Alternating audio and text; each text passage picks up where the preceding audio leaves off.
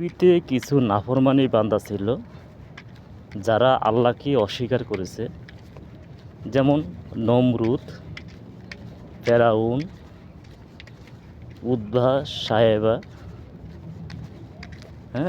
আবু জাহেল, আবু লাহাব।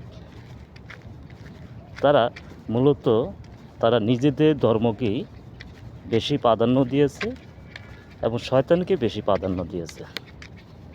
সৃষ্টিকর্তা আল্লাহ আছে সে সম্বন্ধে তারা কখনো জানতই না এবং তারা কখনো বিশ্বাসই করতো না।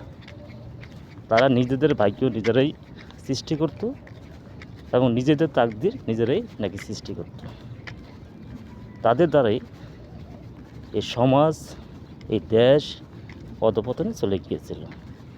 আমাদের শেষ নবী হজরত মুহাম্মদ মুস্তাফা সাল্লাল্লাহু আলাইহি ওয়াসাল্লাম এসে সমাজকে কুসংস্কার থেকে মুক্ত করেছে, আদর্শ করেছে এবং সুন্দরভাবে চলানোর জন্য ভালো উপদেশ দিয়ে গেছে।